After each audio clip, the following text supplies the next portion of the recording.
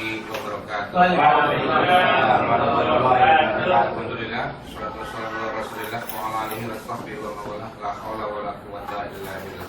Rabbi zidni ilma warzuqni fahma. Rabbi shrah li sadri wa yassir li amri wahlul 'uqdatam min lisani yafqahu qawli.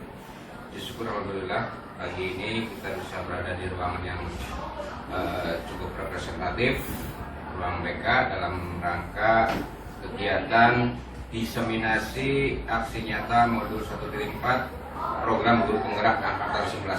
Saya Sodikin bersama rekan saya Lukman Al-Hakim. Kami akan menyampaikan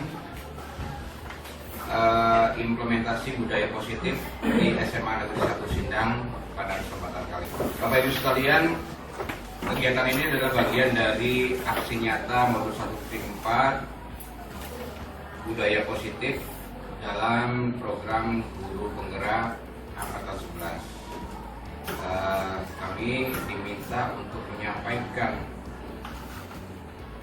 informasi ataupun pengetahuan wawasan mengenai budaya positif di sekolah dengan satu tujuan bahwa kita bisa bersama-sama berkolaborasi untuk membangun budaya positif di sekolah kita.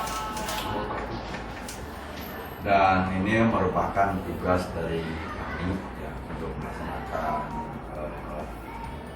implementasi dari budaya positif, diseminasi ya, Sodikin ya. Oleh karena itu terima kasih kepada rekan-rekan atas waktunya di tengah-tengah kesibukan kita semua dalam rangka mendidik anak bangsa serta didik kita.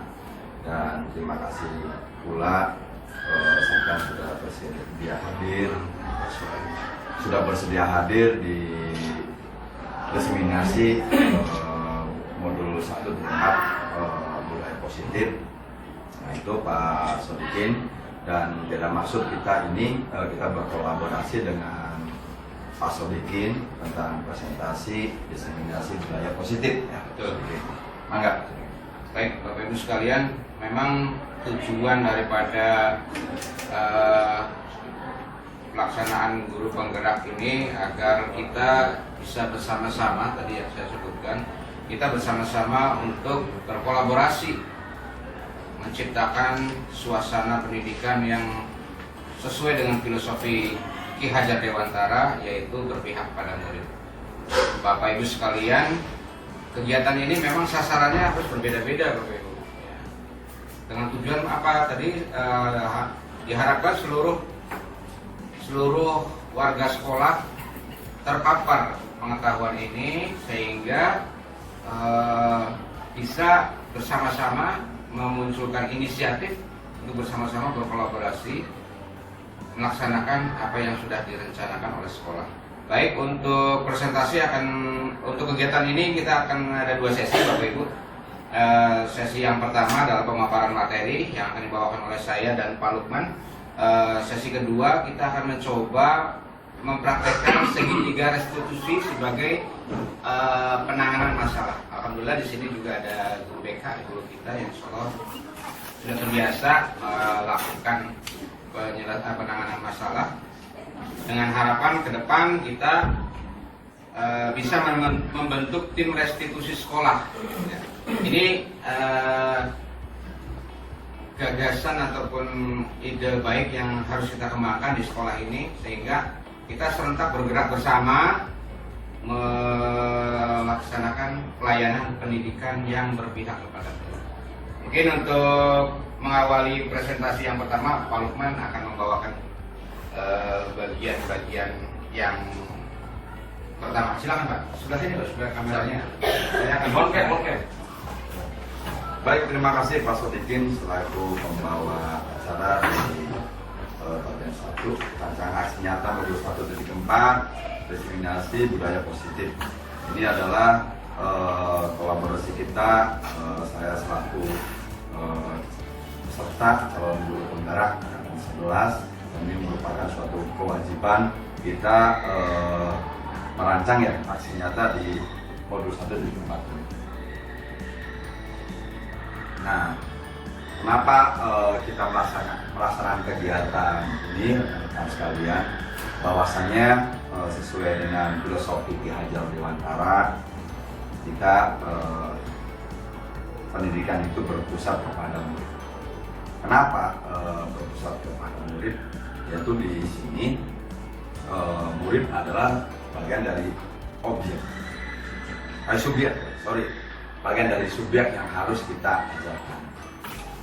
Sebelumnya waktu kita masih sekolah, kita sering mendengar kalimat bahwasannya guru adalah digugu dan ditiru. Ya. Nah, setelah kita menghayati filosofi Ki Hajar Dewantara itu, bahwasanya tidak semua 100% itu adalah benar. Karena kita beranggapan bahwa guru dan ditiru itu adalah orientasinya semuanya terpusatnya kepada guru. Sedangkan menurut filosofi Ki Hajar Dewantara ini, bahwa pendidikan itu berpusatnya kepada siswa. Oleh karena itu kita coba menciptakan kesadaran dalam diri murid dan untuk melayani nilai-nilai kebajikan yang kita sepakati ya, untuk meraih kebahagiaan dan keselamatan yang seutuhnya melalui penumbuhan budaya positif di SMA Negeri 1 Kemudian latar belakang berikutnya adalah menumbuh kembangkan budaya positif di lingkungan sekolah kita, alma mater kita di SMA Negeri 1 Sindang. Terus menumbuhkan paradigma posisi kontrol guru sebagai manajer. Ya. Ini manajer dalam artian kita coba memanage sebuah program pendidikan yang menghambat kepada siswa, para murid. Kemudian yang ketiganya menerapkan segitiga restitusi secara kolektif sebagai solusi permasalahan murid. Di sini kita mungkin juga baru mendengar segitiga restitusi. Nah, nanti kita akan coba jabarkan secara singkat tapi jelas segitiga restitusi ini. Kemudian yang berikutnya mengembangkan keyakinan kelas dalam kegiatan belajar. Nah, kenapa mengembangkan keyakinan kelas dalam belajar ini? Supaya kita sama-sama satu visi antara kita sebagai guru dengan siswa kita yang akan kita ajarkan. Jadi di sana ada kesepakatan sehingga yang diharapkan nantinya ada terjadi kesenangan. Apakah kita mengajar ke siswa atau siswanya pada saat diajar oleh kita.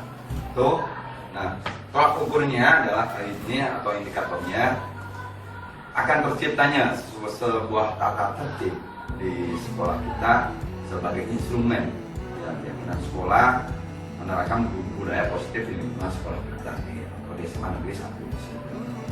Kemudian yang berikutnya terbentuknya tim restitusi sekolah sebagai agen yang menangani masalah peserta didik.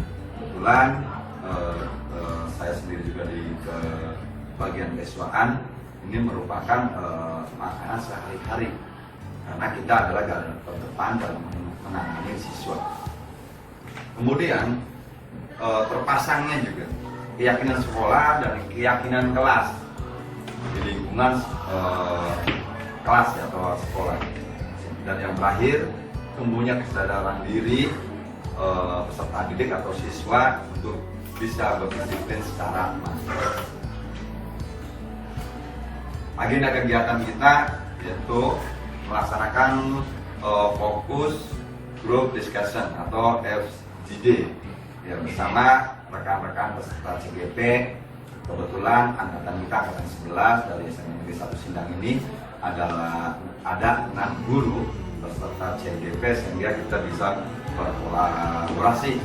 Dan sekarang saya dengan Pak Sodikin berkolaborasi dengan budaya positif, khususnya di lingkungan Negeri 1 Sindang.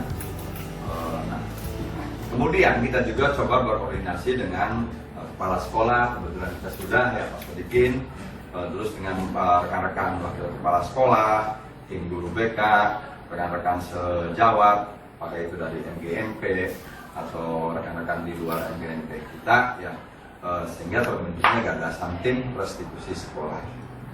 Kemudian kita coba menerapkan melakukan seminar penerapan budaya positif ya di sekolah ini secara kolaboratif. Insya Allah akan kita laksanakan ya nantinya. Kemudian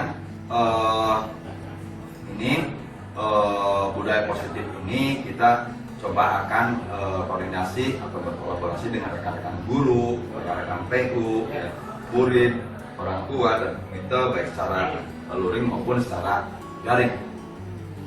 Nah, sehingga yang diharapkan guru bersama siswa membuat kesepakatan kelas untuk dijadikan keyakinan kelas. Kesepakatan kelas itu apa? Misalkan kalau di kita di olahraga itu kesepakatan kelasnya kita masuk pukul 7 siswa sudah berada di lapangan dengan memakai pakaian olahraga. Itu salah satu contohnya. Mungkin rekan-rekan sekalian akan berbeda ya, kelasnya tergantung mampuannya masing-masing. Nah, yang diharapkan guru-guru akan bisa mengimplementasikan atau menerapkan ya posisi kontrol sebagai manajer pada saat siswa atau peserta didik kita mendapatkan masalah. Kenapa kita di sini sebagai manajer di kelas? Karena berkaitan dengan segitiga restitusi tujuan ini kan menyambung bahwa kita bukan hanya sebagai penghukum atau sebagai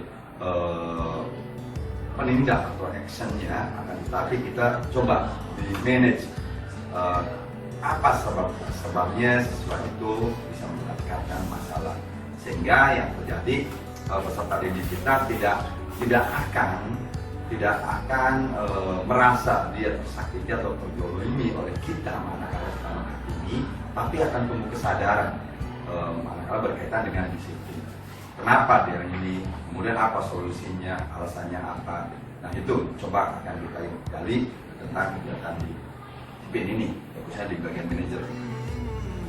Nah, dukungan yang dibutuhkan adalah bahwasannya ini bukan hanya saya pribadi atau rekan-rekan sekalian secara individu, akan tetapi kita coba ada kerjasama atau teamwork sehingga terjadi dukungan yang kolektif, kolaborasi dari semua komponen yang ada di sekolah, baik mulai dari kepala sekolah, rekan-rekan Wakasek, kemudian rekan-rekan guru, TU, komite, termasuk juga orang tua siswa.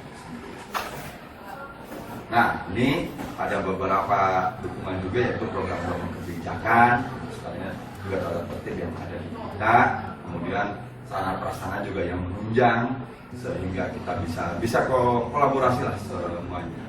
Nah, itu rekan-rekan dari saya. Selanjutnya mangga Pak Sodikin. Terima kasih Pak Lukman. Bapak Ibu sekalian, demikian pemaparan mengenai asal usul ataupun prolog kenapa kegiatan ini secara khusus diarahkan untuk membangun kolaborasi di sekolah kita. Bapak Ibu sekalian, alhamdulillah pada saat ini kan kita ada 6 CGP yang sudah ada Pak Faiz, kemudian ada Bu Yati Mulyati, kemudian ada Bu Diana, berarti sudah ada 9.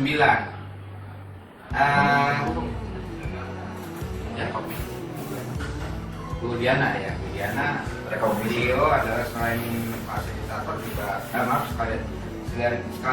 selain CGP rekognisi juga beliau seorang fasilitator, jadi tentu lebih menguasai. Nah, harapannya teman-teman sekalian, kalau kami dari CGP ini memang punya tujuan khusus mengikuti kegiatan CGP ini.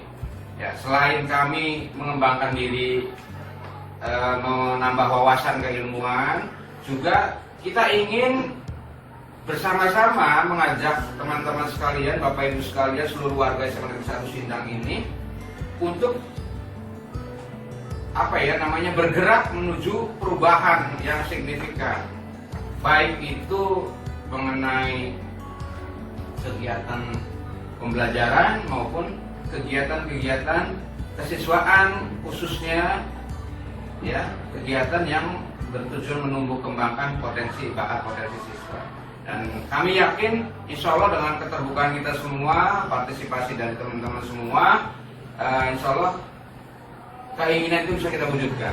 Satu kata kuncinya adalah kolaborasi. Ya. Dalam kolaborasi itu diwakili dari pertanyaan Pak Lukman biasanya, who am I without you? Apalah daya seorang saya gitu tanpa kalian semua gitu. Pak Lukman sering mengatakan seperti itu. Itu adalah pertanyaan pemantik untuk kolaborasi. Bapak Ibu sekalian, demikian untuk kegiatan prolog kegiatan ini. Berikutnya kita akan memasuki pemaparan materi. Namun demikian, kita mencoba membangun keyakinan kelas untuk saat ini. Mari kita coba. Menurut Bapak Ibu sekalian, silakan usulkan apa yang boleh dan yang tidak boleh kita lakukan di tempat ini pada saat ini. Pak, Ya, Pak Faiz. menghargai pendapat teman, Pak. Baik, terima kasih. Menghargai pendapat teman. Bisa kita setujui? Setuju. Oke, terima kasih. Berikutnya, silakan dari Pak Akbar barangkali.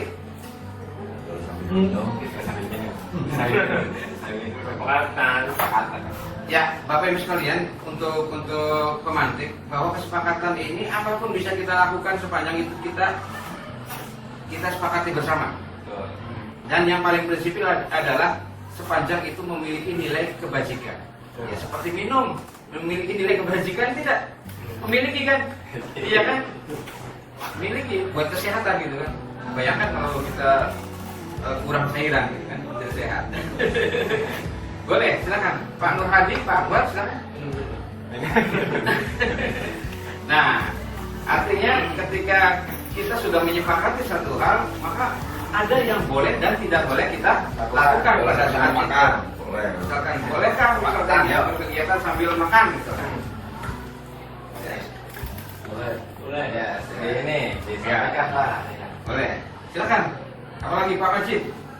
Budaya 5S, Pak. Budaya 5S, apa itu Pak? Apa, salam, senyum, sopan santun. Sapa, salam, senyum, sopan santun. Baik, terima kasih. Silakan Pak Adi, barangkali.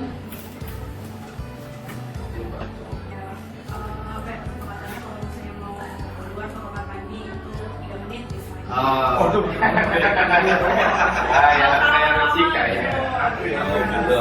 boleh keluar izin ke toilet tapi tidak lama-lama ya.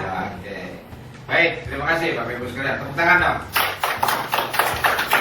Ya, supaya lebih seru sebelum mengawali kegiatan materi ini, kita break dulu. Kita bermain dulu. Siap. Ya, kita bermain dulu. Nah, permainannya adalah permainan Tom and Jerry. Tahu kan Tom and Jerry? Apa dong kerjaan mereka? Saling kejar-kejaran. Saling kejar-kejaran. Saling menangkap. Oke, sekarang silakan mohon Bapak Ibu berhadapan dengan temannya. Nah, berdiri atau duduk, Pak? Boleh? Lebih seru berdiri. Lebih seru berdiri. Wahid.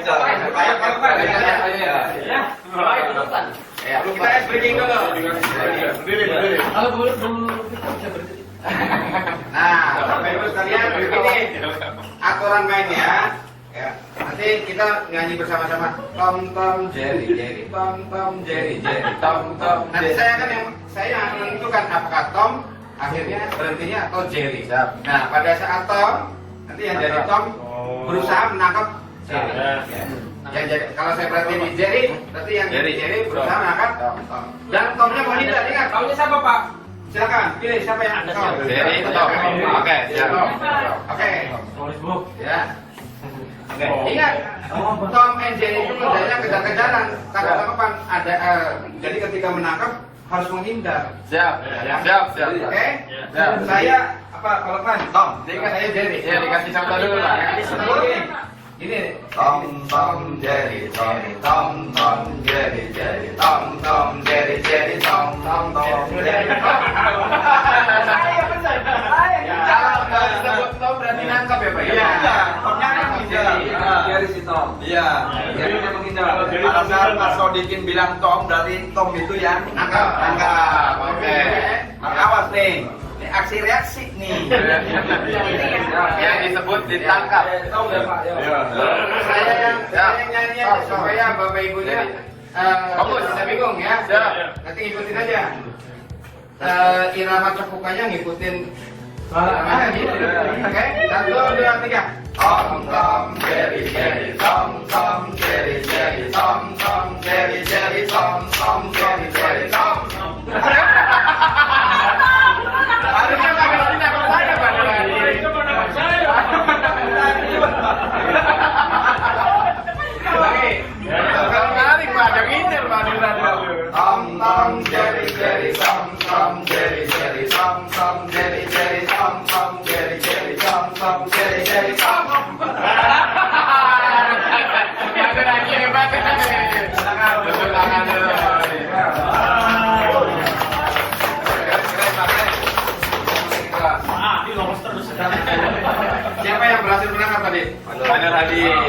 Oh, lagi saum ya. Nanti minumnya maghrib.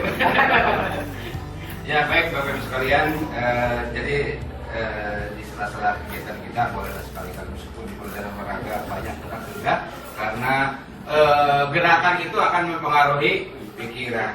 Bapak Ibu di PJOK pasti sudah paham mensana in corpore sano ya. Ya kan? Jadi gerakan positif akan mempengaruhi pikiran positif. Sebaiknya gerakan yang negatif juga akan mempengaruhi pikiran yang negatif. Apalagi tidak bergerak sama sekali.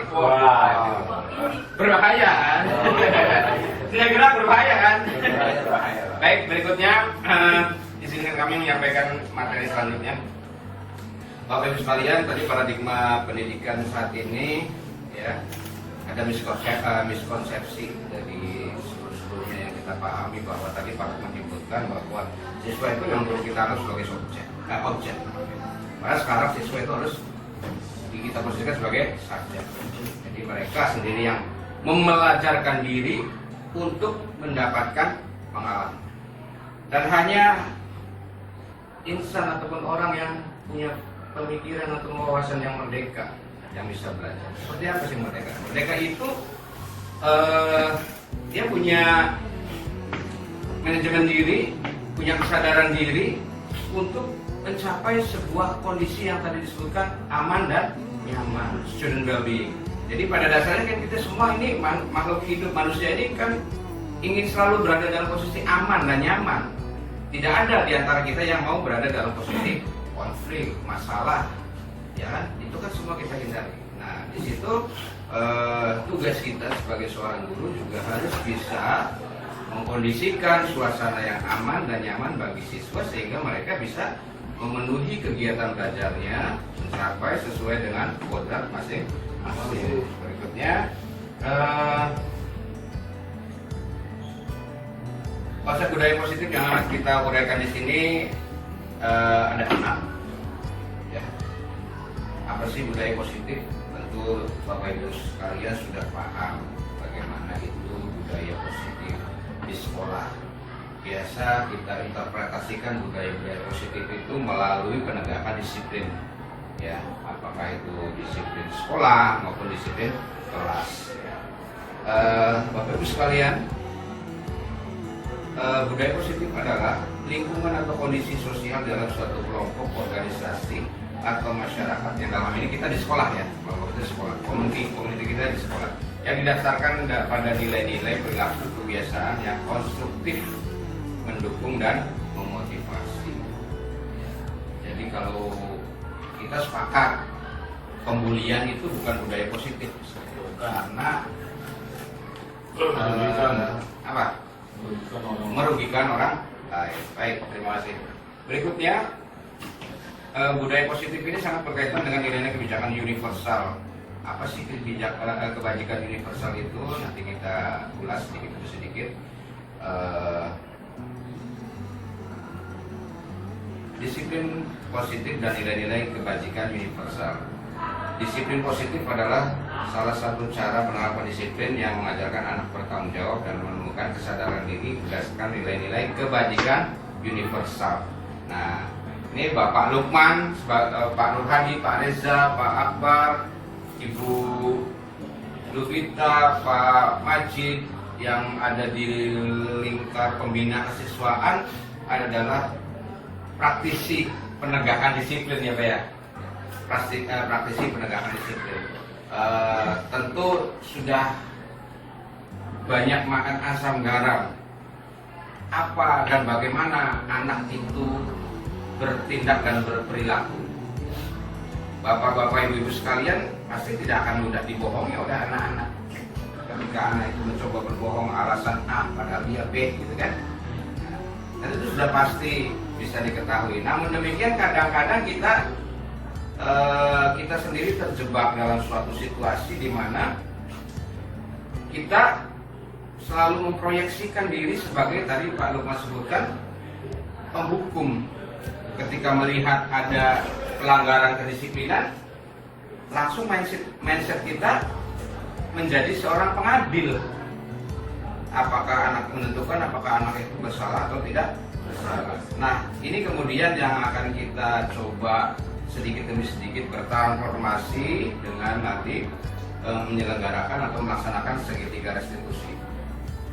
Insya Allah dari teman-teman di BK ini pasti sudah menjadi makanan sehari-hari ya Bu ya, restitusi itu. Maka kita banyak belajar tentu.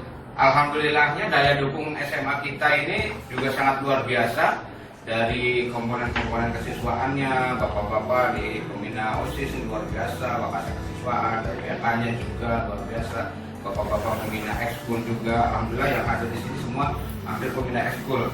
Nah, ke depan harapan positif bahwa transformasi budaya positif dari mindset sebelumnya ke mindset sekarang ini akan lebih mudah dilaksanakan. Yang paling penting kuncinya adalah kolaborasi. Tentu kita bersama-sama di sini menjadi agen-agen perubahan ke arah positif tadi. Bapak Ibu sekalian, inilah nilai-nilai kebajikan universal yang bisa kita simak, dan saya yakin Bapak Ibu juga sudah mengetahui dan memahami apa itu nilai-nilai kejujuran, keadilan, kesederhanaan, tanggung jawab, rasa hormat, kasih sayang, kedermawanan, keberanian, pengendalian diri, kerendahan hati, kesetiaan, dan perdamaian.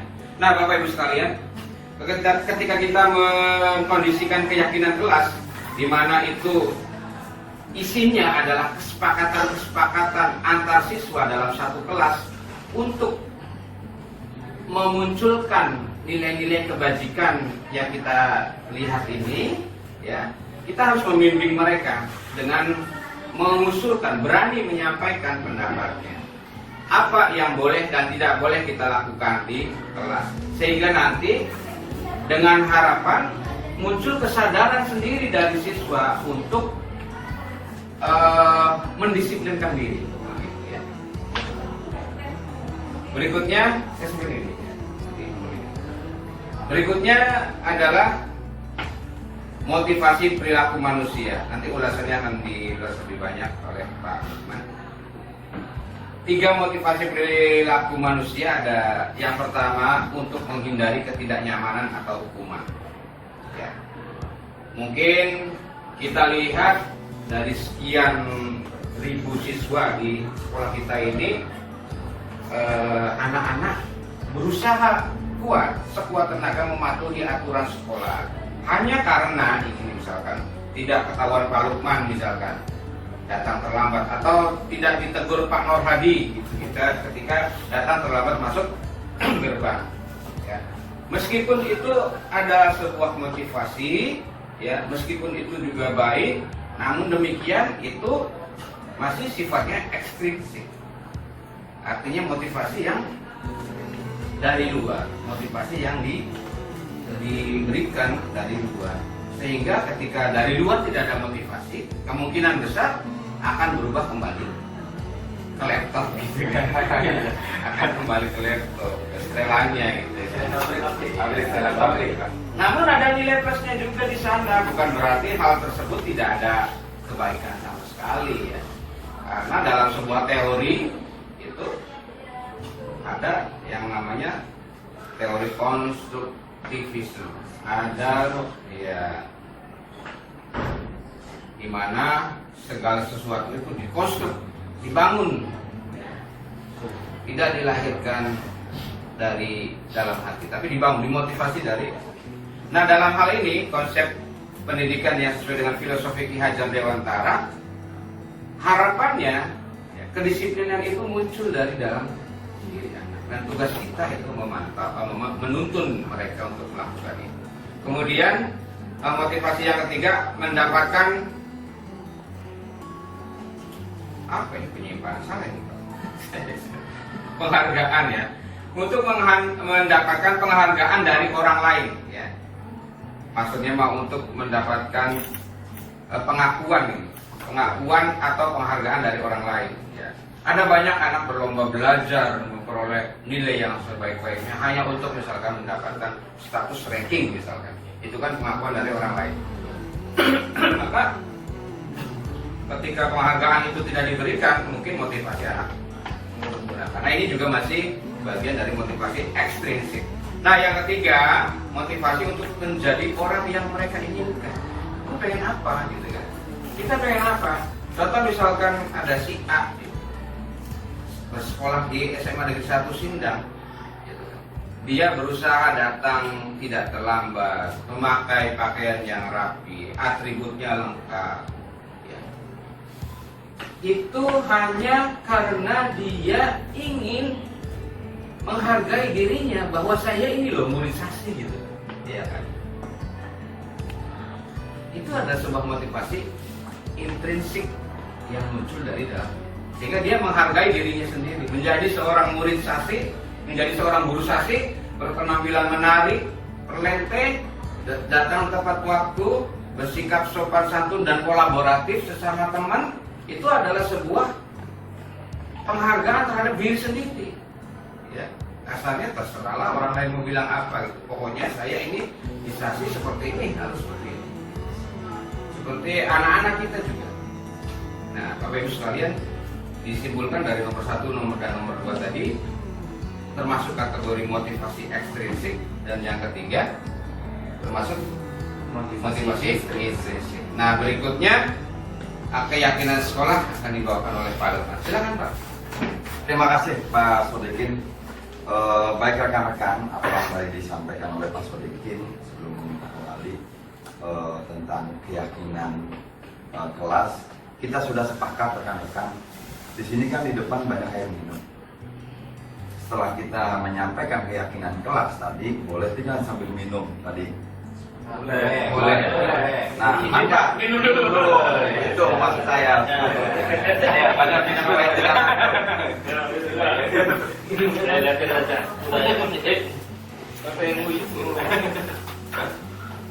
Mantap.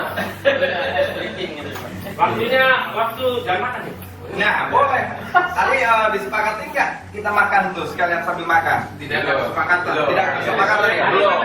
Nah, Sepakati dulu, boleh nggak Pak? disepakati. Kita sambil makan boleh nggak? Wahid. Ya. Tidak khawatirkan mengganggu Pak. Khawatirkan mengganggu. Sudah minum aja Pak. Yes, oke. Makan kita nanti ya. Yang dikhawatirkan kalau sambil makan konsentrasi kita akan terpecah. Manakala sampai semua mendengarkan dari kita, tiba-tiba yang dimakan adalah sambal. Beda, akan menimbulkan masalah. Baik, keyakinan sekolah atau keyakinan kelas ini adalah kira-kira terbentuknya suatu kelas atau suatu sekolah yang sekiranya ada kesepakatan antara kita sebagai guru dengan muridnya. Nah, bentuknya apa saja? Kira-kira yang universal saja, yang sekiranya untuk kebajikan semuanya. Contoh kayak tadi, untuk minum boleh nggak sih? Kebaikannya seperti itu. Manakala kita yang sedang tidak berpuasa baikkan ya. Tapi manakala buat Pandu Hadi yang lagi Senin Kemis itu kurang baik ya. Nah, itu. Karena ini bagian dari kesepakatan. Bagi Pandu Hadi enggak, ini bagian dari cobaan. Cobaan untuk manakala ada tantangan, aduh saya harus manakala ada lihat yang seger-seger, ada yang fresh-fresh, pasti saya harus buka. Sementara keyakinan dia adalah nanti saya bukanya pada saat waktu maghrib. Nah, begitupun di kita juga ada keyakinan di sekolah ini yang sekiranya mudah diingat atau dipahami oleh seluruh lingkungan sekolah. Dalam ini baik kita sebagai pada saat kita menyampaikan materi atau berhadapan atau pembelajaran, kita bisa memahami manakala ada siswa yang izin ke luar kelas atau ke lapangan, izin ke belakang atau kemana, kita bisa paham. Kemudian siswanya juga bisa yang sekiranya nyaman manakala dia tidak standby terus atau tidak berada terus di lingkungan sekolahnya. Manakala dia misalkan maaf kebelet pipis, kalau ditahan-tahan akan terjadi penyakit juga. Berhubung ada kesepakatan di kelas, bahasanya boleh izin keluar atau berpindah tadi sekitar 3 menit. Cuma masalah waktu juga, tiba-tiba kalau kita jarak toiletnya sekitar 500 meter, jalannya aja sudah berapa detik tuh belum. Oh gitu. Manakala yang toiletnya kosong ya. Artinya keyakinan kelas juga harus rasional. Nah, Jangan seperti gini, anak-anak yang bisa selesai mengerjakan soal boleh makan misalkan. Nah, itu kan meskipun baik, itu nggak rasional. Soalnya kasihan mengganggu yang belum selesai. Lanjut Pak. ya. Nah ini adalah yang berikutnya kebutuhan dasar manusia dan dunia berkualitas. Ini ada 5 item kebutuhan dasar manusia yang tentunya kita juga kesepakati semua ya. Pertama adalah bertahan hidup, kedua diterima dan disayang, ketiga kebebasan, keempat kesenangan, dan kelima kemaslahatan. Oke, kita coba gali. Yang pertama bertahan hidup. Nah, bertahan hidup. Ya, kita yang ada di sini adalah makhluk-makhluk yang bersyukur karena apa, kita masih diberi kesempatan kumpul bareng, berdiskusi bareng di forum ini. Artinya kita sedang mempertahankan hidup. Kenapa kita sedang mempertahankan hidup?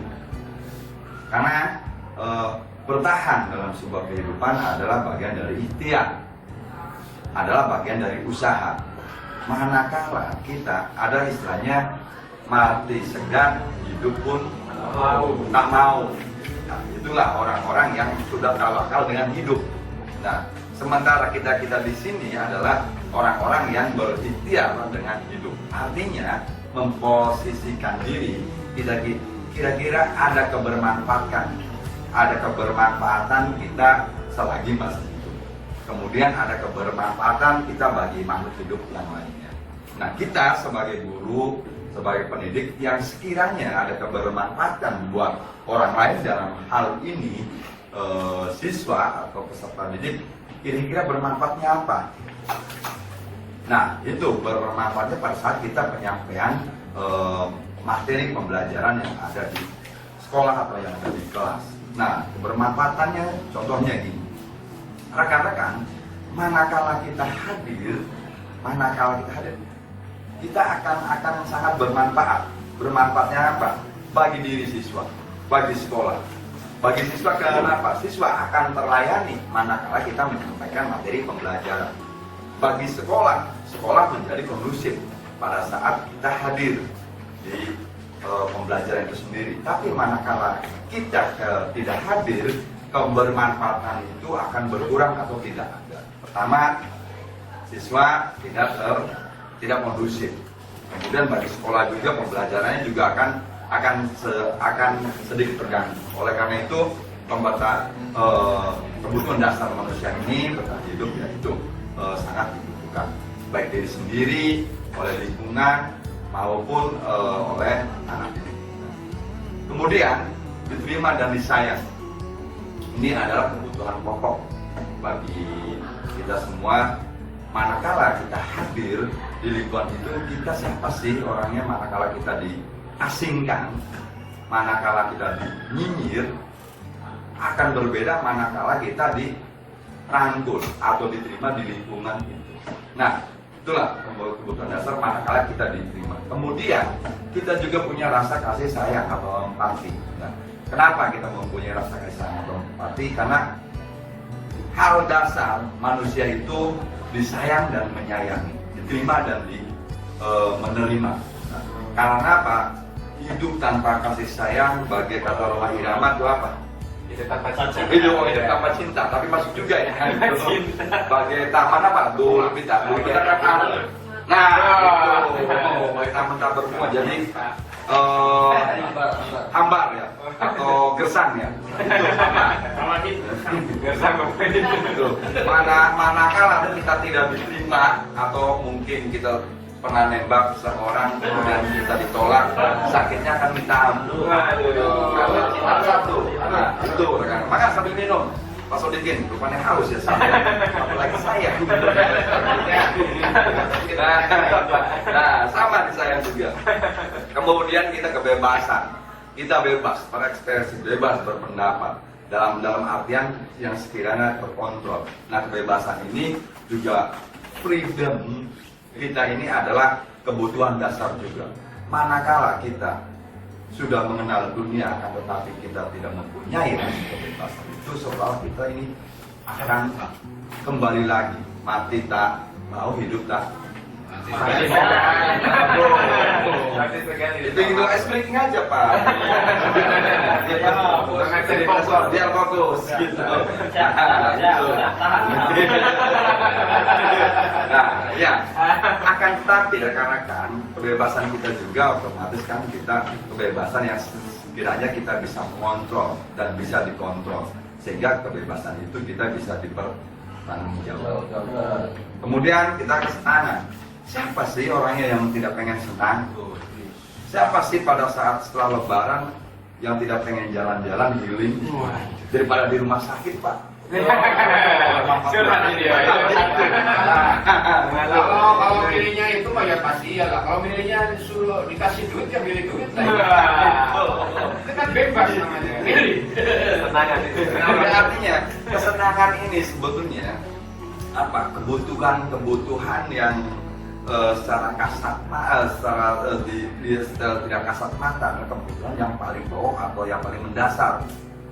Siapa sih orangnya Pak pada saat berangkat sekolah naik Mega Pro sering mogok, tiba-tiba ada kredit handmade, ya sekarang kan ya itu akan kemudian penguasaan analogi penguasaan ini adalah kemampuan kita untuk minimal bisa menguasai, bisa memanage keinginan atau sesuatu atau need dari diri sendiri maupun penguasaan yang dari luar. Bisa jadi tadi kita balik lagi ke intrinsik dan ekstrinsik. Karena motivasi itu Pak Sodikin adalah S1 saya Pak. Motif cuma berkaitan dengan motif serta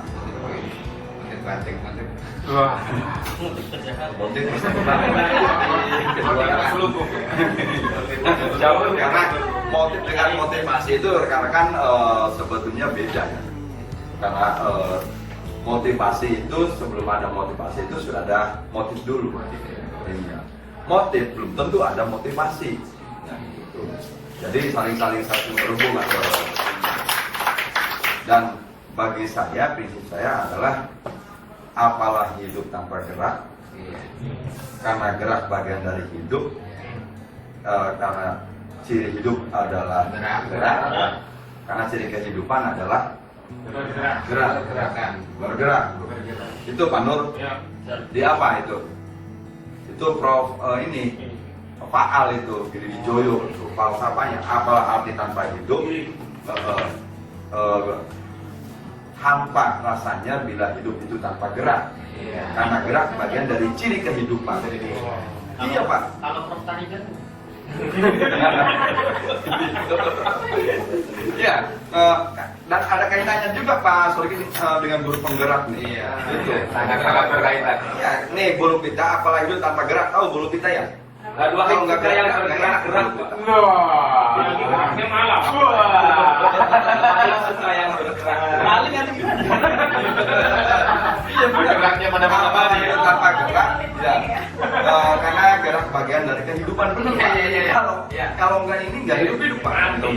Ciri hidup itu berarti berdiri ya. Enggak begitu Pak. Bergerak bukan berdiri ini Pak. Gerak Pak. Aduh, gua beri bergerak. Itu ya rekan-rekan dari saya nanti Pak Sodikin yang akan melanjutkan. Baik. Nah, jadi ya.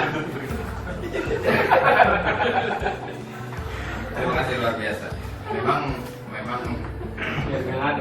salah satu, memang satu-satunya ciri makhluk hidup itu selain bereproduksi bersih, Kesenangan ini. bergerak. Ini. Ya kan? Batu bukan makhluk hidup karena tidak berevolusi meskipun batu bisa bergerak. Ya kan? Gerakin. Iya, batu bisa bergerak kan? Bisa Pak, ada batu yang bisa bergerak. Tapi dia bukan makhluk hidup. Kenapa? Karena tidak Reproduksi, betul. Itu dua saja dulu. Nanti kita satu lagi apa itu? Sampah. Nanti tanya Ibu Indra selaku guru biolog. Apakah ada reproduksi batu ya? Iya. Baik, Bapak Ibu sekalian, pada bagian ini kita akan mengulas beberapa posisi kontrol. Yang dalam hal ini adalah posisi kontrol guru ketika berinteraksi dengan siswa ya.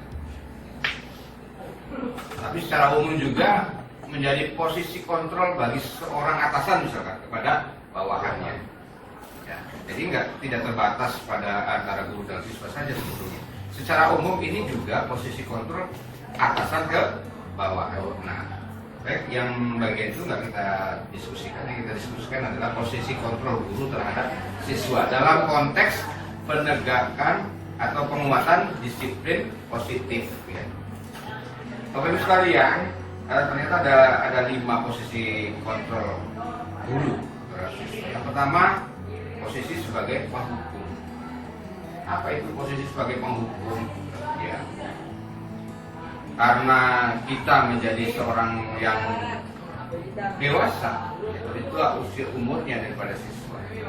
Kita acap kali mudah menghakimi siswa akan kesalahan yang dia perbuat. Padahal dalam konteks itu kita harus melakukan satu hal dulu, yaitu investigasi apakah betul anak itu salah.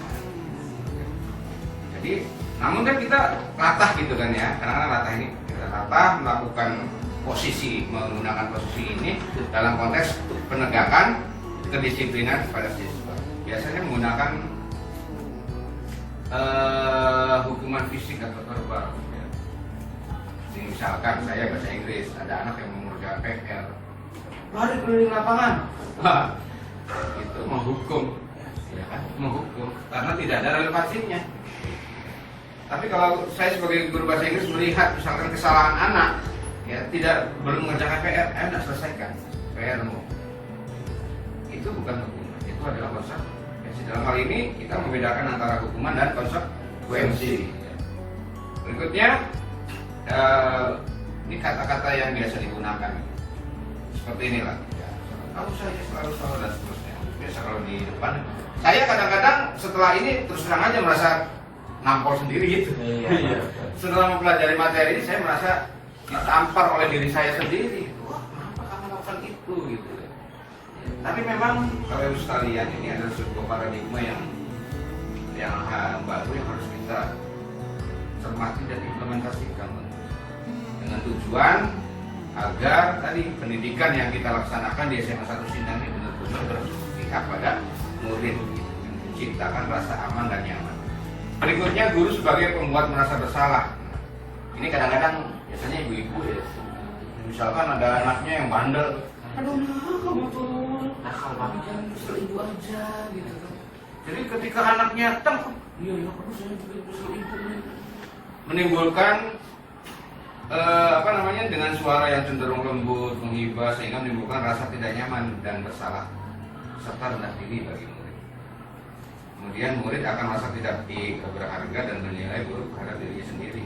Saya udah bikin kecewa ibu kita, saya udah bikin malu sama guru kita. Akhirnya anak tenggelam dengan rasa penyesalan. Kemudian imbasnya anak akan menjadi rendah diri. Berikutnya, posisi guru sebagai teman. Nah, ini kadang-kadang bapak-bapak kita semua juga sering lah yang melakukan itu ya. Memang satu sisi positif, di sisi lain negatif. Artinya positif itu adalah kita menimbulkan suasana aman terhadap anak. Bahkan ketika dia melakukan kesalahan, anak masih tetap merasa nyaman. Oh, karena dianggap teman oleh kita gitu. Dan dengan ekspresi-ekspresi seperti ini, kata bicaranya cenderung terlihat akrab, kita juga kan sering seperti itu ya. Sering saya akui juga. Bahkan menjadi penghukum lebih banyak gitu kan ya. Ya Mudah-mudahan kita insaf lah untuk tidak melakukan itu lagi gitu. Tapi untuk menjadi teman ini juga kan kadang susah. Anak itu kan penerimaan mereka juga macam-macam ya. Kadang-kadang kita berusaha menjadi temannya gitu kan, mereka justru cenderung melunjak gitu kan. Cenderung melunjak, apalagi anak-anak yang maaf ya, memang kita ngarahi gitu kan, memiliki masalah. Jadi positifnya bisa menimbulkan kepercayaan diri anak untuk tidak melakukan itu lagi. Tapi juga di sisi lain menimbulkan kepercayaan diri anak untuk melakukan hal itu lagi gitu. Jadi seperti dua sisi mata uang gitu kan. Kadang-kadang ya kalau lagi positif mah oh iya saya didukung lah sama misalkan Pak Nur Hadi misalkan dukung Pak Nur Hadi gitu, untuk tidak lakukan inilah, udah ditegur nggak enak perlu akrab gitu.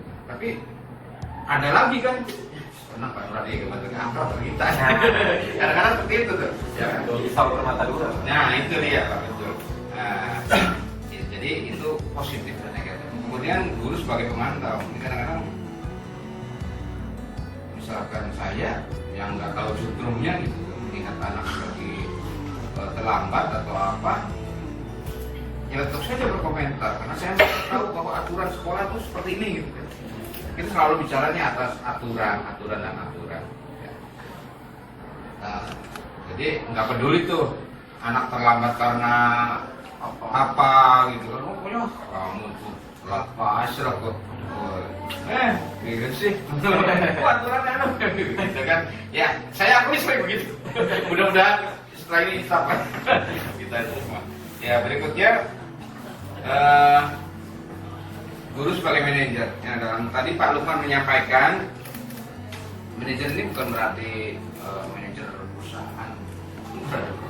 Atau manajer dalam hal ini bukan berarti manajer pimpinan pada meskipun segitiga restitusi kadang juga digunakan sebagai trik dan teknik pimpinan untuk memanage bawahan, tetapi kita fokusnya pada siswa, penanganan masalah disiplin siswa. Ya dalam hal ini kita berusaha membuka diri, memancing anak untuk membuka dirinya juga, membuka hatinya apa yang sedang dipermasalahkan.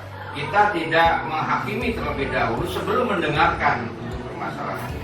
Kita tidak memutuskan terlebih dahulu sebelum anak itu memiliki kesadaran akan kesalahan dan kemauan untuk memperbaiki kesalahannya. Di situ posisi manajer. Jadi di sini yang akan kita terapkan dalam segitiga restitusi adalah posisi guru sebagai seorang manajer seperti itu. Memang tidak tugas seorang manajer ini tidak mengatur perilaku murid, tidak. Ya kamu harus begini, kamu harus begitu, tidak. Tetapi menyadarkan mereka, menyadarkan hatinya terhadap kesepakatan atau ketentuan atau keyakinan yang sudah kita bangun bersama. Tadi itu dalam kesepakatan kelas. Jadi ketika menangani permasalahan, seorang manajer akan membangkitkan kesadaran anak terhadap kesepakatan yang sudah dia buat. Bagaimana dia harus bertanggung jawab menyelesaikan permasalahan yang bertentangan dengan kesepakatan tersebut. Kurang lebih seperti itu Bapak Ibu sekalian. Lalu bagaimana kemudian kita melaksanakan tugas sebagai seorang manajer ya tadi dalam konteks praktek segitiga restitusi. Jadi berdasarkan konsep dalam guru penggerak ini bahwa permasalahan itu ya sebaiknya kita selesaikan dalam konteks restitusi, dengan konteks restitusi, bukan konsekuensi maupun hukuman ya. Oke. Segitiga restitusi ini ada 3 langkah Bapak Ibu. Langkah yang pertama, izin Pak Lukman saya lanjutkan ya. Maaf ya. Langkah yang pertama menstabilkan identitas. Ini kalau dalam diagram segitiga adanya di bawah paling geser. Jadi ketika kita menangani permasalahan, langkah ini kita dahulukan dengan tujuan apa? Dengan tujuan menimbulkan kenyamanan bagi siswa, sehingga dengan kondisi seperti itu dia bukan nyaman dengan kesalahannya, bukan gitu. dia nyaman dengan dirinya bahwa dia dimanusiakan, diperlakukan sebagai, tidak dihakimi lebih dahulu, tidak dimarahi terlebih dahulu, bahkan tidak dihukum sebelum tahu untuk permasalahannya. Yang kedua, validasi tindakan.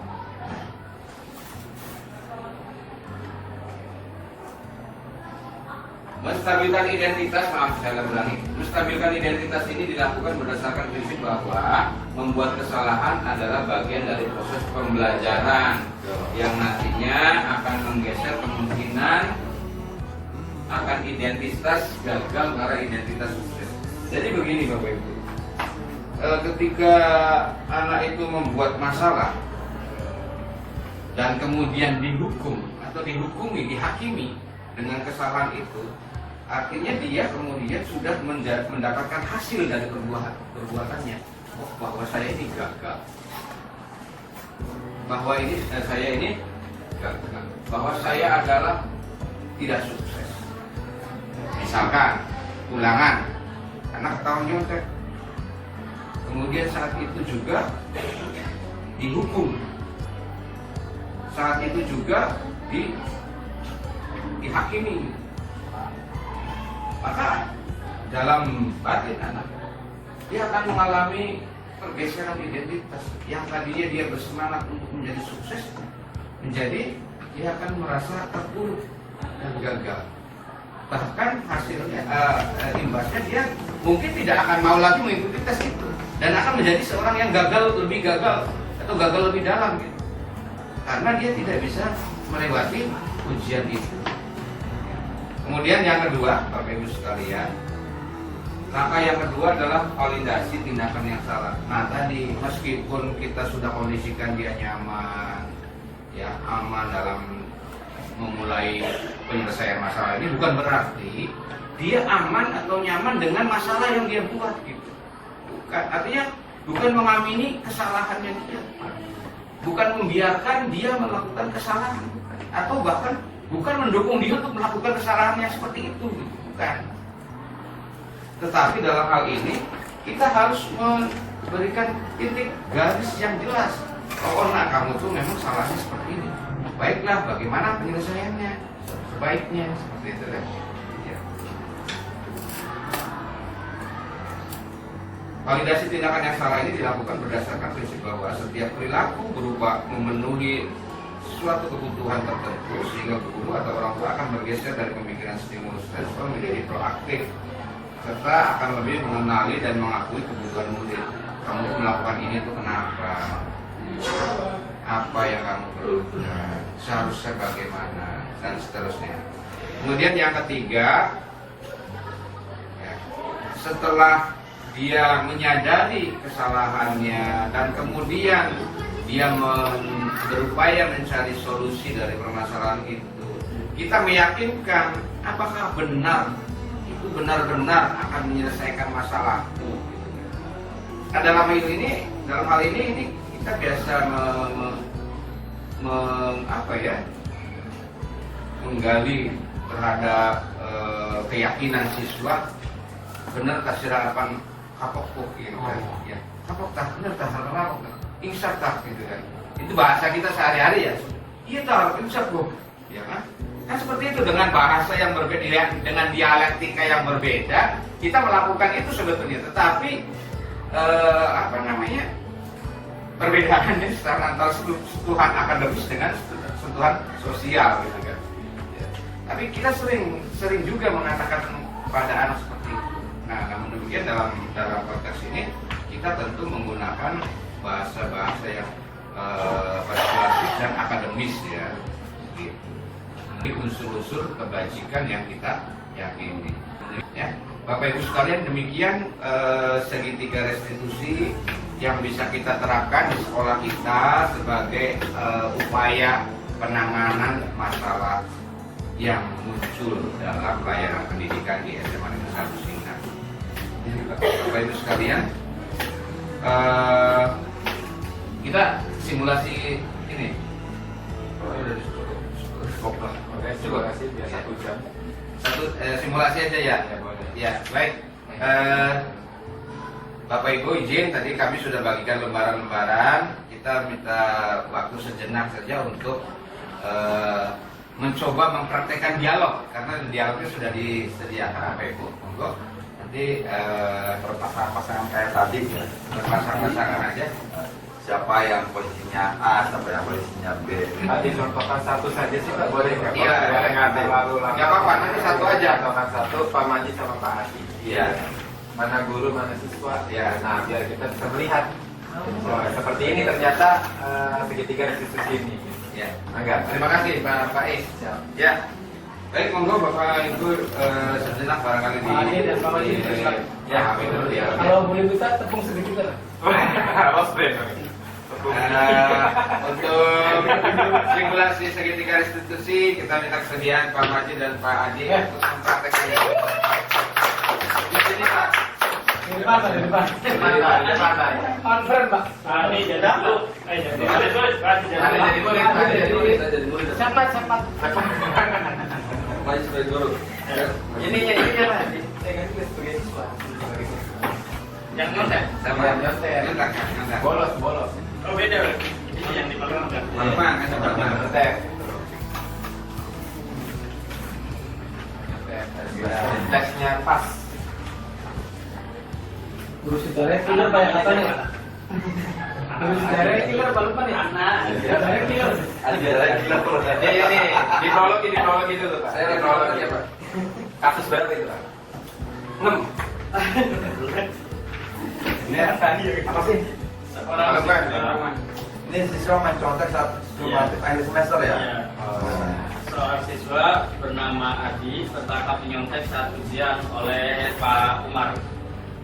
Pak Umar menggunakan segitiga restitusi untuk membantu Siti memahami kesalahannya. Membantu Adi memahami kesalahannya dan mencari solusi. Halo Adi, bagaimana kabarmu hari ini? Baik, Pak. Begini Di, saya melihat kamu menyontek tadi ya saat ujian. Bisa kamu ceritakan apa yang membuatmu melakukan itu? Gimana ya Pak? Saya sebenarnya tidak ingin mencontek Pak, tapi saya takut dari saya itu buruk Pak. Jadi saya melakukan itu untuk meningkatkan nilai saya agar lebih baik Pak. Oh ya, tidak apa-apa ya. Tidak ada manusia yang sempurna sebenarnya. Sempurna anaknya jadi Allah. Solusinya dapat banget, Pak. Ya, di sini kita ngobrol itu ya tujuannya itu untuk mencari solusi dari permasalahan ini. Adi sendiri menganggap ini masalah atau bukan ya? Kalau saya sebenarnya ngerasa bersalah nih Pak. Ya. Jadi ini memang masalah, tentunya ini sangat tidak adil Pak bagi yang lain. Oke, berarti saya paham kalau kamu merasa ada tekanan, merasa tertekan, namun ya menyontek adalah solusi yang baik. Apa menurutmu konsekuensi dari tindakan ini terhadap dirimu dan orang lain? Saya merasa bersalah Pak. Ini tidak adil bagi teman-teman karena mungkin teman-teman yang tidak mencontek nilai yang kecil sedangkan saya nilai yang besar. Teman-teman kalian, teman-teman Adi mungkin sudah belajar keras gitu ya? Iya, betul, Pak. Belajar study hard. Oke, benar sekali sih. Ya sebenarnya bisa, mari kita sama-sama pikirkan bersama apa yang bisa kamu lakukan sekarang untuk memperbaiki situasi ini. Saya ingin bisa tidak Pak, saya mau ulang ujiannya lagi Pak. Tapi saya janji saya akan jujur Pak melakukan ini. Itu ide yang sangat baik. Adi, saya senang kamu menyadari kesalahanmu dan ingin memperbaikinya. Saya akan membantu kamu untuk bisa belajar lebih baik lagi. Ya terima kasih Bapak.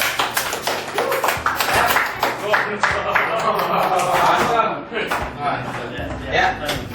Baik, terima kasih Pak Adi dan Pak Majid. Bapak Ibu sekalian, mohon tepuk tangan sekali lagi. Nah, Adi mau Ya. mengulang-ulangan mereka berapa?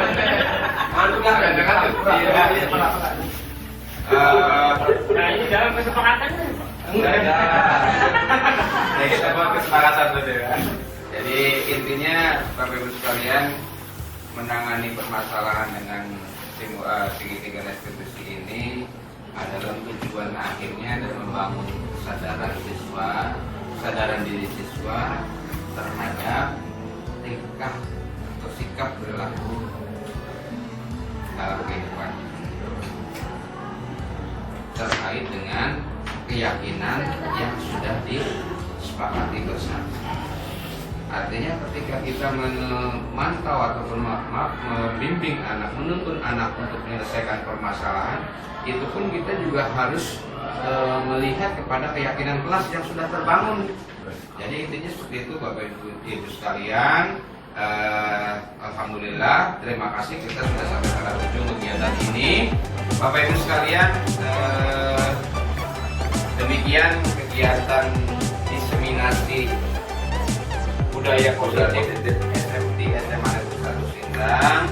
Kita sejenak berefleksi bahwa Bapak Ibu sekalian, bagaimana tadi berdasarkan filosofika dari Hajar Dewantoro, bahwa kita sebagai pendidik ini harus bisa menuntun anak untuk tumbuh kembang sesuai kodratnya.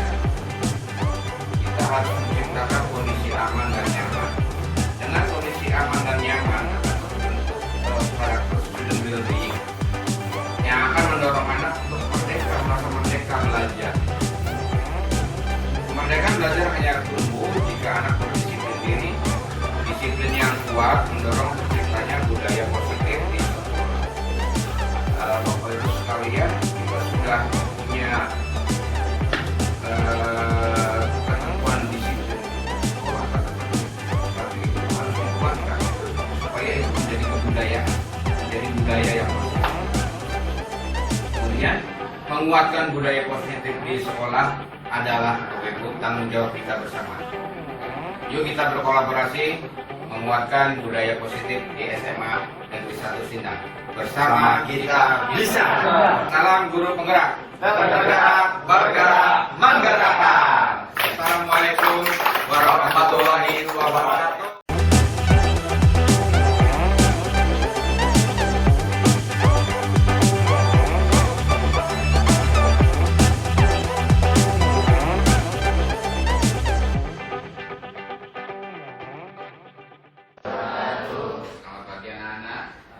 Apa kabar? Baik. Pada sarapan belum ya? Oh, sudah. Ya, bawa. Ya. Boleh nggak sih sarapan di kelas? Boleh. Boleh? Boleh nggak? Oh, boleh. Boleh nggak?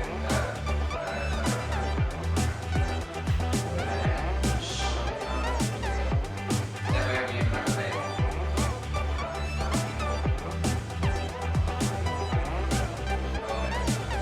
Oke, dari kelompok sama saya, boleh nggak?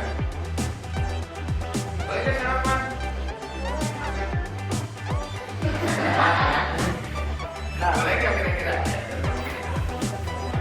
Boleh. Kayaknya nanti semua boleh ya.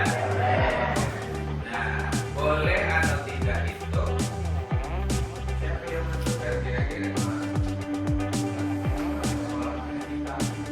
Boleh ya? Etika luar biasa. Tepuk tangan dong.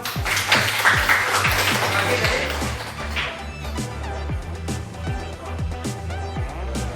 Peraturan sekolah. Kira-kira di peraturan sekolah kita ada nggak? Boleh nggak? Oke. Boleh Pak, terus dapat kalian. Kira-kira siapa yang menentukan siapa yang menentukan sesuatu boleh atau tidak? Penghuni kelas. Siapa lagi? Kita. Ya. Kita ya. Kita boleh atau tidaknya tergantung kita. Nah, kita ini kan banyak. Kalau saya, Anda, kalian, kita ini banyak sehingga kita harus apa ketika kita bicara untuk banyak orang? Kesepakatan. Bagus sekali kesepakatan ya. Terima kasih. Jadi kita boleh atau tidak boleh tergantung pada kita. Sehingga kita harus membuat kesepakatan. Baik, apa itu kesepakatan? Tujuan bersama. Pintar apa lagi?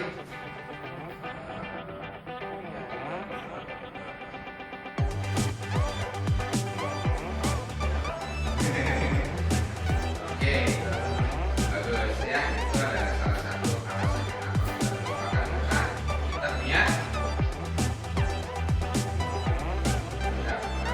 kita punya apa lagi? Kenapa sih kita harus bersepakat kalau sesuatu gitu kan? Ya kan? Pasti kalian ada tujuannya. Kalian punya tujuan untuk melakukan kesepakatan seperti tadi. Nah, kita akan membicarakan tentang hal itu ya pada kesempatan kali ini. Sebelum kita mulai ke pembahasan materi, masih ide gagasan pendapat kalian memang sudah sangat luar biasa ya. Bahwa kita sebagai seorang individu yang berhak mengatur diri kita, ya, kita memiliki sebuah tapi tadi saya setuju pendapat kita itu baik, jadi kita harus melakukan kesepakatan ya. Apakah itu kesepakatan? Baik, kita akan simak sedikit. Ini fasilitator saya, Bapak Arif Diana Nugraha dari Dunia. Beliau Bapak Arif ini fasilitator kita ini adalah pengajar praktik di semacam konselor lah ya, pembimbing saya. Dan kebajikan ini selalu adalah ya, nilai-nilai baik yang kita sepakati bersama di seluruh dunia. Orang di Amerika sama orang di Afrika ya sepakat bahwa kejujuran adalah sesuatu yang sangat berharga, gitu kan? Ya. Tidak membedakan ras dan agama, suku bangsa. Semua orang meyakini ini, ya kan? Semua keyakinan, semua agama meyakini ini menjadi sebuah nilai kebajikan, makanya disebut universal. Ya. Keberanian, pengendalian diri, gitu kan? Kerendahan hati. Gitu kan? Muslim, mau Kristen, mau Hindu, mau Buddha, Konghucu, kita semua meyakini bahwa kerendahan hati adalah sebuah kebajikan. Ini yang sudah kita bicarakan di awal. Jadi tiga motivasi perilaku manusia itu yang pertama menghindari ketidaknyamanan. Kemudian misalkan kamu bangun pagi berangkat sekolah, pagi-pagi hanya agar dapat penghargaan dari guru. Itu motivasi yang ketiga ini bahwa kita menjadi seorang siswa itu ya kan kita jadi seorang siswa, memantaskan diri menjadi seorang siswa saja misalnya. Kita sudah berangkat di sini, badge kita ada logo SMA kita. Jadi kita memantaskan diri tidak kasih masalah saat kita dalamnya terlambat terus. Gitu kan. Nah ini adalah tiga motivasi ya, secara umum perilaku kita. Kira-kira mana yang baik menurut diri kalian? Coba pendapatnya. Kelompok satu atau kelompok kedua? Ada. Mana yang harus kita miliki? Motivasi mana?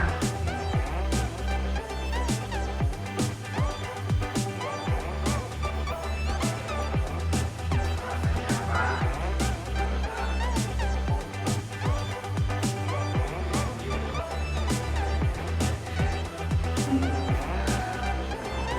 Sekarang kita masuki ke keyakinan kita. Ya. Saya akan bagikan lembaran-lembaran ini. Ya. Masing-masing kalian menuliskan kira-kira apa yang bisa kita sepakati bersama. Kalian pengen apa? Kegiatan belajar di kelas ini. Ya. Apa yang bisa kita sepakati? Tadi seperti tadi kita boleh sarapan gitu kan. Sesuatu yang kita ajukan untuk disepakati adalah sesuatu yang bernilai baik, yang bernilai baik ya. Sesuatu yang bernilai baik. Lagi.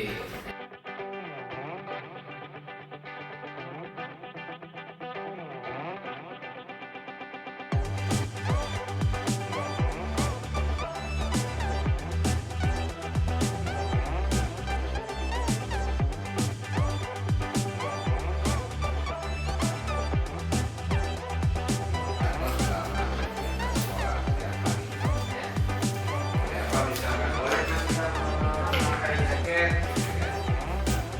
usulkan saja memakai jaket sekolah. Nanti kita sepakati bersama-sama yang mana yang kita bisa jadikan yang kita yakini bernilai baik, gitu kan? Paham? Ya, satu kelas. Kelas aja dulu. Sudah tempel. Jangan lupa diberi nama ya. Iya. Diberi nama kalau dia. Ya. Kami sudah menyepakati bersama. Satu aja. Ya. Karena pasti akan banyak nih ya. Satu aja. Satu boleh. Ya sudah lanjut nulis 3 boleh. Satu saja.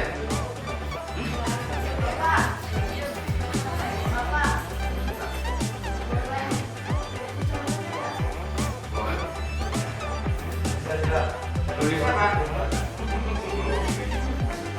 Ya, usulkan kebaikan apa ya, yang ingin kita lakukan di kelas ini. Ya, makanan apa nih?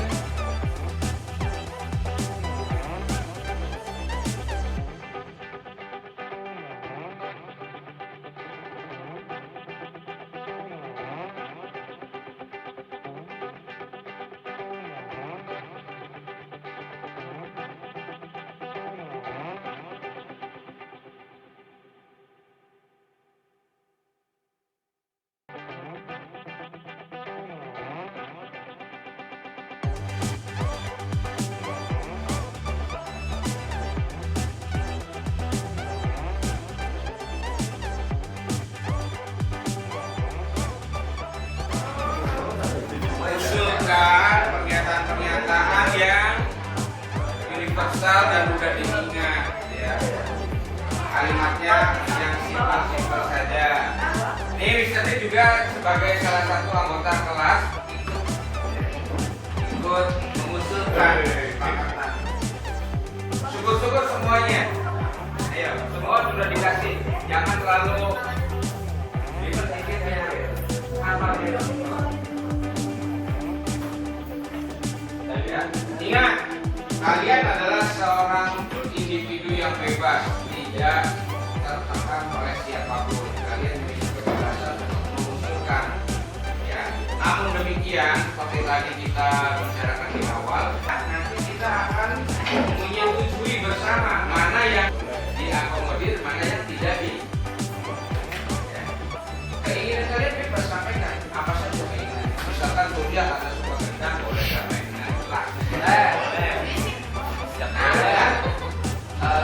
Beda kan?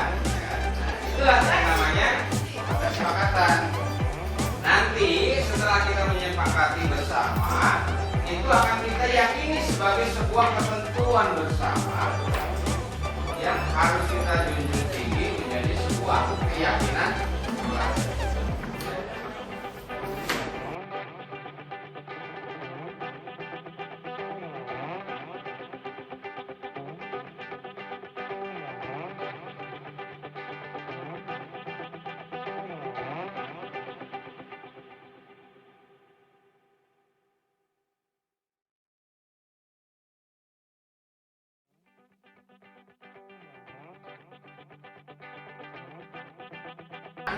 Kita semua sebagai insan dewasa sudah bisa menilai mana yang baik dan mana yang tidak.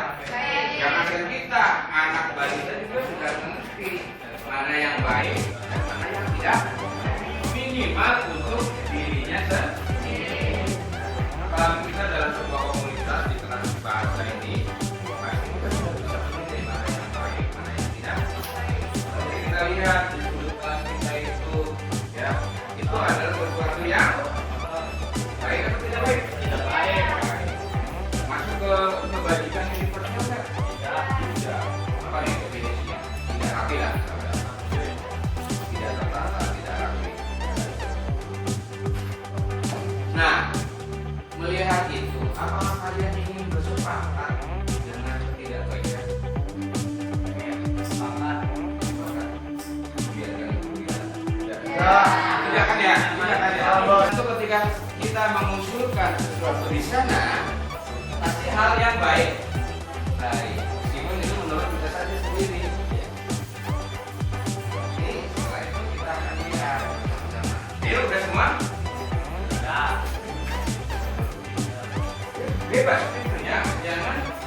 jangan terpengaruh oleh orang. Nanti setelah ini kita sepakati gitu, dan mana yang boleh kita lakukan dan mana yang tidak boleh kita ikut itu. Baik, kalian bisa lihat apa saja. Apakah boleh kalian ingin misalkan main musik? Ada yang oke, ada yang nggak oke.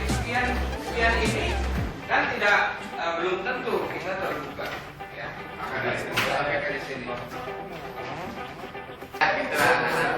Baiklah, mari kita lihat. Coba Bapak aja sini bacakan ini. Bacakan. Ya. Ya, Bapak, ketiga, bacakan. Ada juga Pak. Bacakan aja, jangan lupa.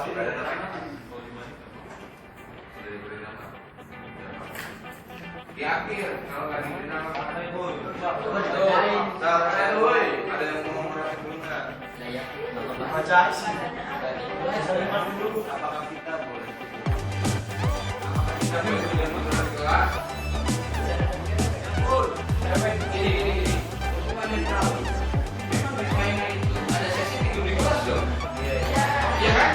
Artinya gini, sebagai insan merdeka sekali lagi, kita punya pendapat dan kita bebas berpendapat. Termasuk ini juga bukan berarti jadi. Iya kan? Betul juga. Betul. Nah, yang paling penting adalah apa yang dilakukannya itu bukan jelek. Bukan jelek. Karena dia gini. Oke, boleh siapa yang bersedia menuliskan namanya di sini? Siapa yang menuliskan nggak ada yang nulis? Kalau nggak ada, kita ambil maksudnya. Ya. Saya tanya, nama kamu ini bisa kita masukkan dalam sekolah? Tidak. Oke, ya tidak ya. Mohon maaf nih yang udah menulis ya. Kita ambil ini. Kenapa? Karena nggak ada namanya. Ada orang atau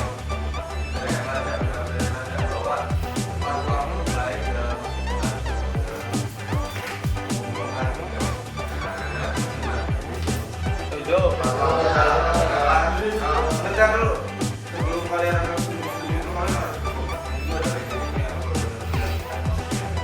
jangan asal bilang setuju tahunya pastinya kelar ya kita belajar kita setuju ya tadi kita angkat tangan ya setuju langsung aja ya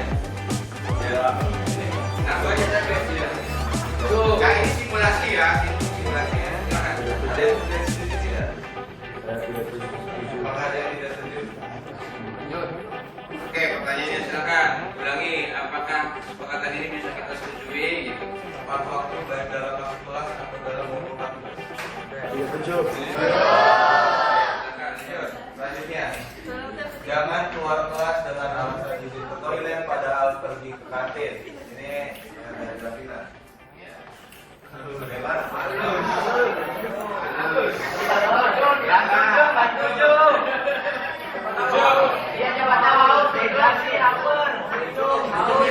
Artinya ini kita mengedukasi diri kita untuk jujur, benar nggak sih? Ya. Kita izin ke toilet itu, gitu kan ya? Benar, jujur. Oke, kakak? Ya. Ayo, terus lanjutkan. Ya, dari mana? Membuang sampah yang ada di laci meja sebelum Setuju. Dari Akta, jangan ada yang berangkat siang lebih dari jam sekolah. Wah, benar, betul. Contohnya Betul banget. Baik-baik kita sepakat ya. Jadi harus berangkat sekolah sesuai waktu. Sama ya dengan tadi tuh.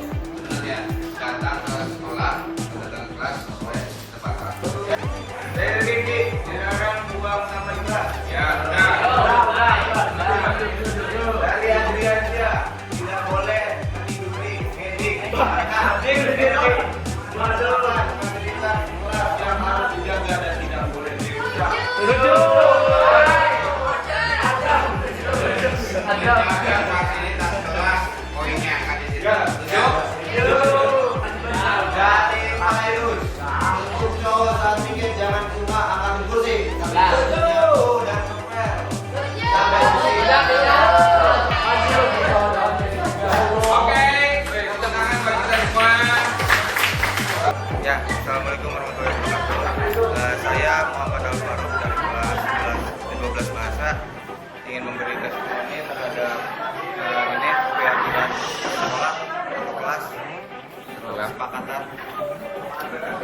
adanya kesepakatan atau keyakinan sekolah tadi yang sudah dilakukan itu dapat memberikan dampak yang positif dan yang bermanfaat untuk kelas kita ke depannya.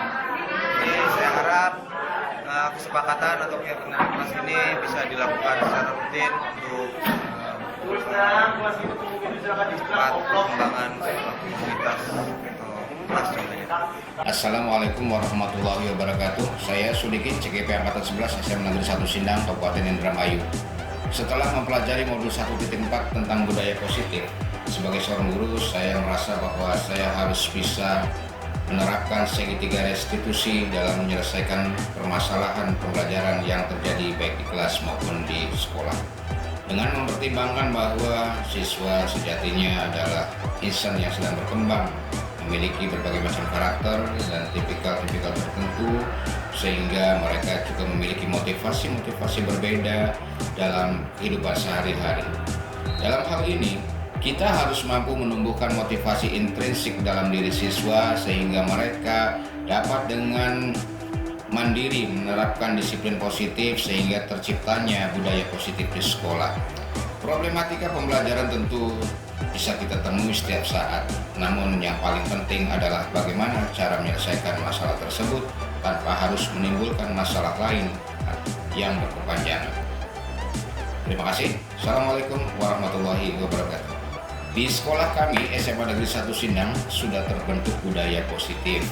Pada hakikatnya, budaya positif itu tercermin dari penegakan aturan dan kedisiplinan serta tata tertib siswa yang ada di sekolah kami.